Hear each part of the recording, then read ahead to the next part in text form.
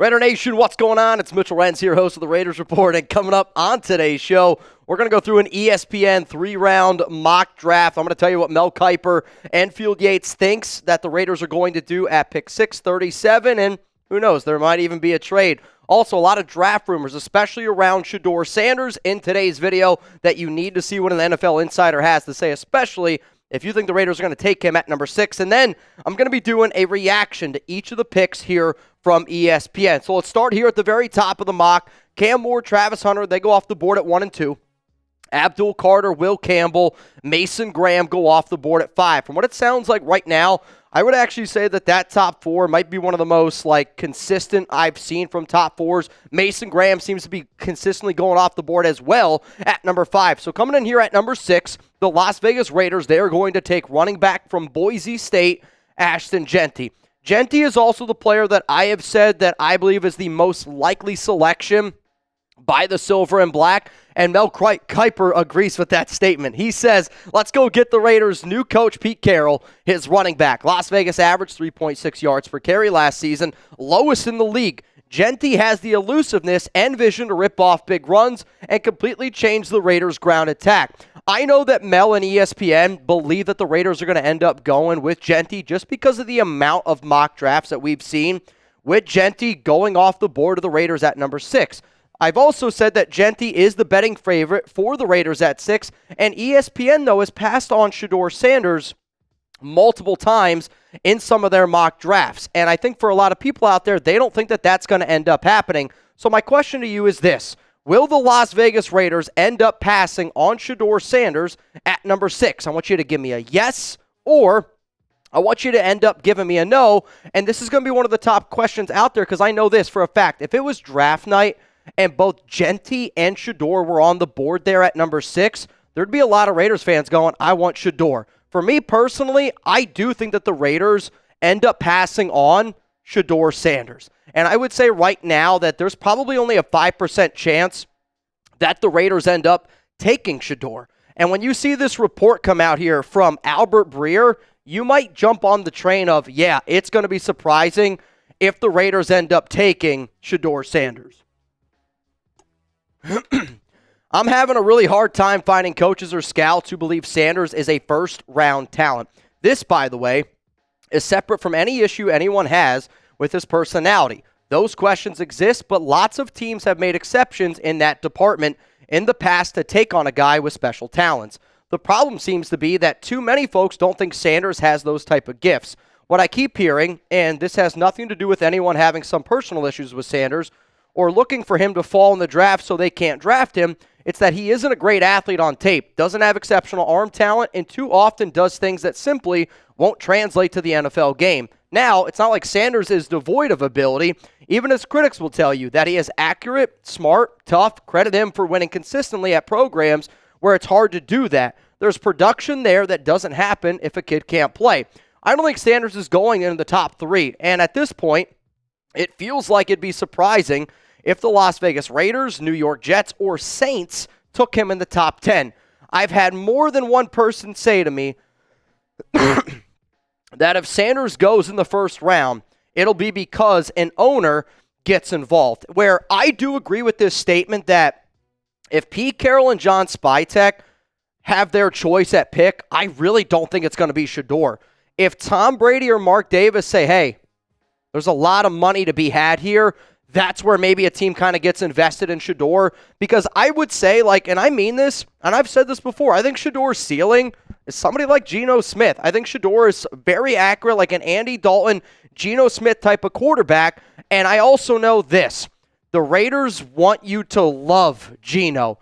If they go out and they draft Shedeur, they are instantly going to split the nation in half, which is one of the last things this organization wants to do. Now, one of the reasons why I want you guys to click that subscribe button is because ESPN Plus is $120 a year. The Raiders Report's not going to cost you a cent. We're going to put out videos every single day, 100% free, and we are a Raiders YouTube channel. So if you're a part of the nation, I hope that you subscribe. Let's keep on rocking here through this Kiper and Yates ESPN mock draft. We got Armin Membu goes off the board, Jalen Walker, then Shedeur Sanders, which I find funny going off the board here at number 9, Tyler Warren, Kelvin Banks, Matthew Golden, back-to-back Texas players. From 13 to 16, you got Will Johnson, Colston Loveland, Mike Green, Jahdae Barron. Also, you guys will see in the background, the team logo is who ends up taking them. Walter Nolan, Gray Zabel, Nick Emilwari, Omari, and Hampton to our division rival, the Denver Broncos. Pittsburgh Steelers are going to go Derek Harmon, Emeka Ibuka, Shemar Stewart, Donovan Jackson. This is a hell of a steal here for Texans. Teteroa McMillan off the board at 25 is wild. Maxwell Harrison in round 1. Malik Starks to the Baltimore Ravens at 27. Malik Williams at 28. Jackson Dart goes off the board at 29 to the Cleveland Browns. Look like that they traded back in. Trey Amos to Buffalo at 30. Josh Connerly Jr. to the Kansas City Chiefs at 31.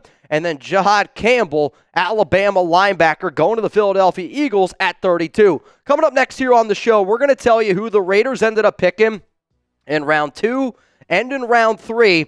And there's also an interesting trade, so make sure you guys don't go anywhere. I know I sound like crap. Hell, I sound like I've been screaming my lungs out at an NBA playoff game, and maybe I got to go actually do that sometime. Huge shout out to our ticketing sponsor, Game Time, the official ticketing partner of the Raiders Report. I'm not the biggest fan of the NBA, but NBA playoffs, man, it's absolutely electric, and I would love to be able to go see a game. And if you are trying to go to an NBA playoff game, I recommend Game Time because of the last-minute deals.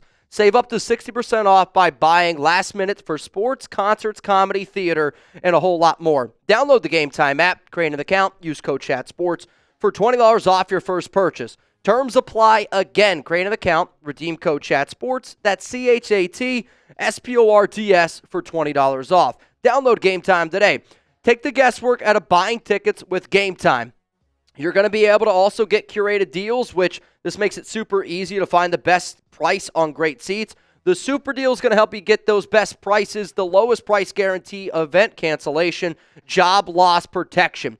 I love being able to go watch sporting events, and we've used Game Time multiple times here at Chat Sports. If you're somebody who's busy and you are afraid to plan ahead and you want to kind of wait to the last moment before you end up buying a ticket, which is what I do, right? Like, one of my biggest fears is missing Raiders breaking news, which I know it sounds kind of crazy, but it's the truth. So what I end up doing is, like, I'll try to, like, schedule when I'm going to go to, like, events based on when I think Raiders breaking news is going to happen. I would love to be able to go to a Golden Knights game. I'm going to be rooting for them, and I know my dad's an Islanders fan, but being the fact that we cover a lot of Las Vegas stuff now, kind of a Golden Knights fan. Huge shout out to Game Time for sponsoring the Raiders Report. If you're wondering what time is it, it's always Game Time. Let's keep it rocking here on this ESPN mock. Donovan Enzaraku goes off the board at 33. Tyler Shook going to the New York Giants at 34. Jaden Higgins, Luther Burden, back-to-back wide receivers. Really, really unfortunate there, I think, for the Raiders. They probably would have loved either of those two players. So off the board at number 37, the Las Vegas Raiders are going to go with offensive lineman from Ohio State, Josh Simmons. And he missed 10 games last season with a knee injury, and he was actually probably one of the best offensive linemen in the country before that knee injury ended up happening. And if you're looking at this and you're like, man, we already have Colton Miller, Field Yates ended up making this pick because they went back and forth. While Colton Miller is the left tackle anchor right now, he's set to be a free agent in 2026. Simmons might be coming off a knee injury, but his excellent skill set fits well here. I will say that for the Raiders, there is no combine meeting, there was no pro day, and there was no top 30 visit. So maybe that's something that originally I would say, I don't think the Raiders would end up taking him because he's got a connection with Chip Kelly, because Chip Kelly was there last season at Ohio State. Maybe they didn't feel the need or don't feel the need to do all those things. But I also will say that I believe Colton Miller ends up getting an extension this season. He's got 1 year left, $0 million guaranteed. I've talked about it a few times on this show.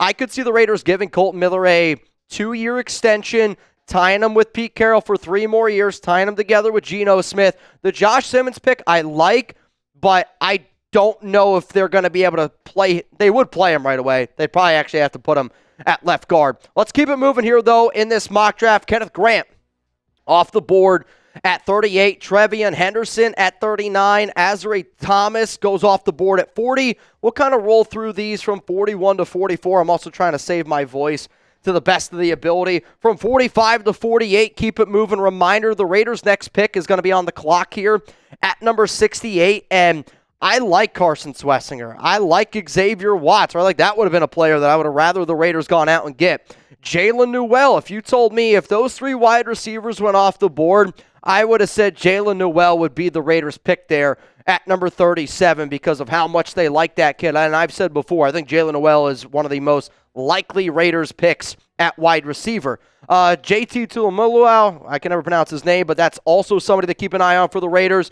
Landon Jackson has had some connections to the silver and black. Kevin Winston Jr., one of my favorite safety prospects from Penn State. And that's going to round out for the second round here of this mock draft, which now means it's round 3 time. And for the Raiders, they're picking at number 68. And what I thought was interesting was the Pittsburgh Steelers in this mock draft ended up making a trade. So in the trade for this mock, the Steelers, they get pick number 68, and the Raiders end up getting pick 84, but they also were able to get a third-round pick in the 2026 NFL Draft.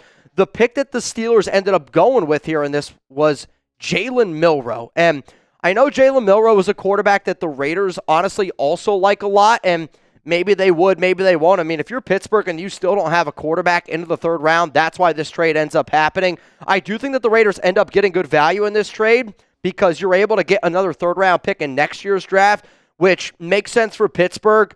But again, if you're the Raiders, I could see them being in the Jalen Milroe world of possibilities, kind of in this 68, 107 range.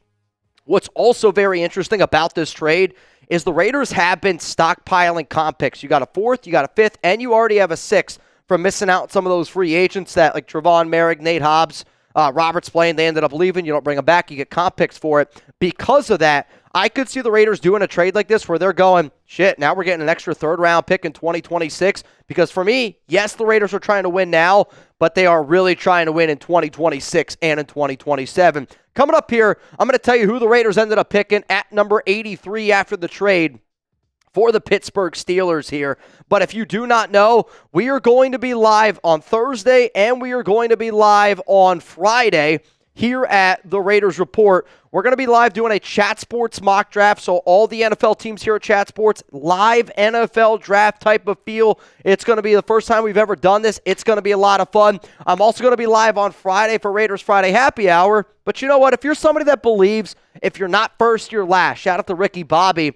Well, right now I feel like I'm in last place. Raiders Report got voted as the second most entertaining show to watch here at Chat Sports, and we got a lot of new people here at Chat Sports, and I get it. They don't really know how the Raiders Report maybe gets down compared to some years past, and I understand that it's been a little bit of a frustrating offseason for some people out there. I just want to get back to being on top, and I want to be the number one channel that people are watching here at Chat Sports. So if you could, make sure you pull up on Thursday. Make sure you pull up on Friday.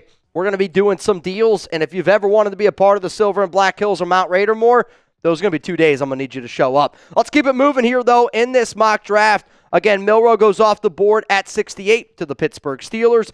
Kyle Williams, a really interesting pick there at number 69, going all the way down to 72, 73 to 76. We've talked about Dylan Sampson a few times, Tennessee running back, somebody that I like a lot. Obviously, you're not going to take him if you end up going with Ashton Jeanty. From 77 to 80, I do think Wyatt Millum is a player that I like, though. Tay Felton going at 78 is very surprising to me. That makes me feel like that there was a huge run on wide receivers, and, you know, there kind of was a little bit. So here at pick number 83, the Raiders are going to end up going with Shemar Turner, defensive tackle from Texas A&M. He is a smaller defensive tackle, and some people kind of view him as a Tyree Wilson of a edge defensive tackle. Put him on your defensive line, let him be an athlete, let him figure it out for himself. He's also from like right down the road of where my fiance Alex grew up in DeSoto, Texas. And here's why Field Yates ended up taking him for the Raiders at number 83. The Raiders land here after the projected trade down with the Steelers. They are seeking help on the defensive line, and Turner has some intriguing traits. His 2024 tape numbers weren't super impressive, 2 sacks, but he totaled 6 sacks and 31 pressures in the year 2023. The Raiders did not have a combine meeting. They did not have a pro day. They did not have a top 30 visit with Shemar Turner. But when you see a lot of draft experts, I am shocked, and maybe shocked's not the right word, pleasantly surprised that the Raiders are still super interested in building their trenches, especially on the defensive line. And this team's really going to try to be able to go out and get you with 4. I will also say if the Raiders ended up going here with Shemar Turner, it would be really, really bad news for Tyree Wilson. So here's how the ESPN mock draft ended up going down. You took Jeanty at number 6, Josh Simmons at 37, Shemar Stewart at 83, but you added a third-round pick in the 2026 NFL Draft. So let's just say we're sitting there on draft night. How would you grade this? A, B, C, D, or F? A, excellent. B, it's great. I would say C is good. D is bad. F is an absolute fail. The reason why I'm going to sit up here and I'm going to give this a B grade is because I do think it's a solid draft. I like Ashton Jeanty as a prospect. I like Josh Simmons as a prospect. I like Shemar Stewart as a prospect. I like all three of these players, and I like them as prospects. But also, you were able to add that pick in the year 2026. The problem with this draft, I think, for some people is it doesn't have as much of an impact this season as the impact it would have for next season. And I want the Raiders to be able to win. I want them to be competitive. I'll be honest. This draft, if it ended up happening, would surprise me. And I don't really think that the Raiders are going to take Simmons. And I don't think the Raiders are going to be able to get Turner at 83 or 37. But it was fun, and I was glad we were able to do it. The most important thing from this one, though, that I do think the Raiders will end up passing on Shedeur Sanders if he's there at number 6.